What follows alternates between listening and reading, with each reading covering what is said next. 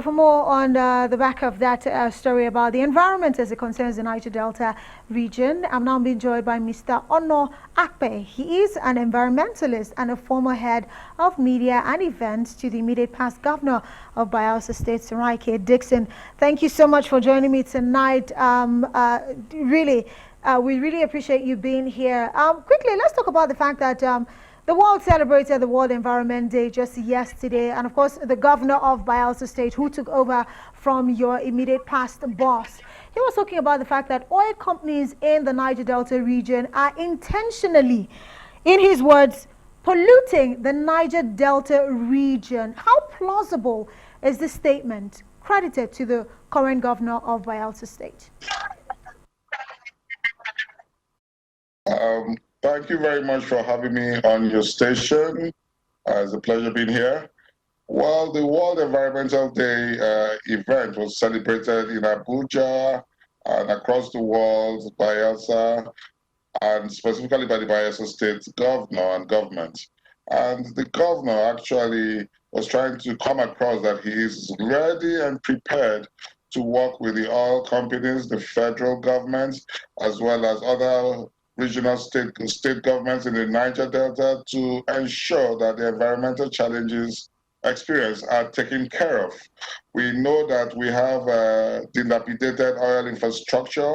Oil pipelines that were laid about 50 years ago are still on ground in the Niger Delta. So this new governor, His Excellency Senator Doyediri, is ready to work hand in hand with the oil companies, the IOCs, and the federal government to make sure some of the challenges, environmental challenges experienced are tackled. And that is his agenda for his administration. We know there are challenges, there are issues of oil spill all over the Niger Delta, oil pipeline leakages and all that, but it is a challenge that needs a collaborative effort to restore and to rectify. That is the issue on ground now, and that is his focus in his administration. Right. Well, Mr. Ono, quickly, let's talk about the fact that even yesterday, as we celebrated the World Environmental Day, the Minister of Environment, that Malam Abubakar Mohammed there, had spoken about the fact that the cleanup of the Ogoni land is currently ongoing, and so far it has created a lot of opportunities and even jobs for the people of the South-South region. So let's talk about Bayelsa State and how impactful this cleanup of the Ogoni land has been since, you know, it was spoken about by the president in 2016. Unfortunately, Bayelsa State has not felt the impact of this cleanup. Bayelsa State is the most polluted state in the Niger Delta as a result of the huge exploration activities in oil and gas. And we are waiting, hopefully and patiently, for the oil companies and for the federal government to do the same thing they are doing in Ogoni land in Bayelsa State. We have issues of cleanup and challenges of oil spill in areas like Brass, in areas like Agoro in southern Ijaw, in areas like Ikarama in Yenagwa local government area, and all across Yenagwa, all across Bayelsa State.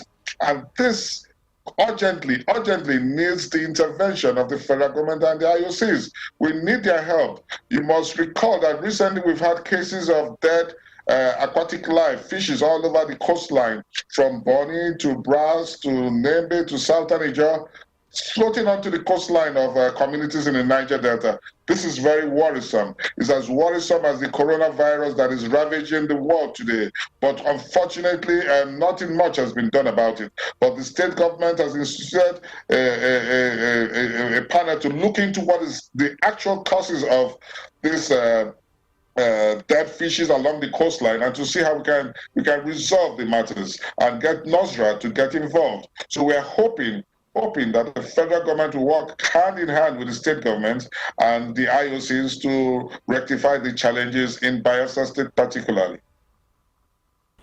Right. Well, speaking about the challenges as it concerns Bayelsa State and all the states in the South-South sub-region, geopolitical zone in the country right now, we do know that the United Nations Environmental Program, a couple of years ago, they carried out an assessment on the impact of, the black oil, as they like to call it, on the environment in that particular region. And they've come up with a lot of reports, which I'm sure you are aware of. But so far, since that report was released a couple of years ago, do you think enough has been done by both the government of Nigeria as well as these oil firms that operate in this region that gives Nigeria bulk of its foreign exchange? Enough has been done to really ensure that the sufferings of the people are alleviated?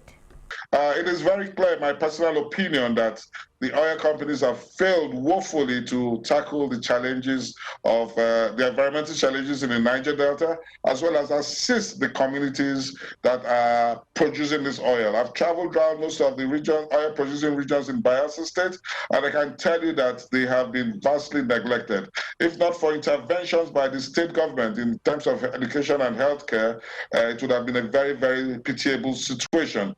The oil companies build their platforms where they house their staff, and they fly them in by chopper, fly them out. They have no concern about the livelihood of the oil-bearing communities. They send them little or no palliatives or relief when they have challenges.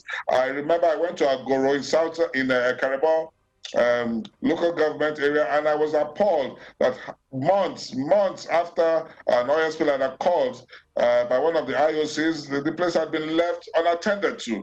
And this is the challenge most communities face in the Niger Delta. In a Karama, in Yenegwa local government area, the same thing happened. It led the Archbishop of York, Right Reverend John Santamu, who visited that place, was so appalled that he called it environmental genocide.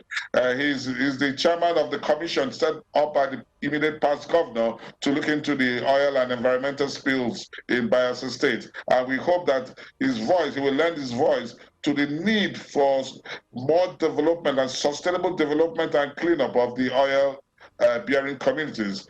Indeed, we need to draw the attention of the world to this, but luckily we have a governor who is ready to collaborate and work hand in hand with the state, with the federal government and the IOCs to make sure these things are resolved.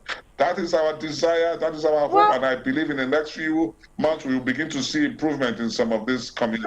Improvement in some of these areas, one would say, for the fact that the Nigerian government over the years, successive administrations, they've actually come up with the Niger Delta Development Corporation, that's the NDDCC. This is an agency that was set up to actually, carry out projects really, because they believe that this is an agency that would be able to reach out to those at the rural level and be able to cause some sort of change in their lives. These are the communities that produce this oil for Nigeria. But the NDDC, every time you hear about them in the news in recent time, it's about one controversy about financial misappropriation or another. So the NDDC and its role in terms of, impacting the lives of the Niger Delta region, quickly as we wrap up this conversation. In that regard, I think the NDDC has done poorly.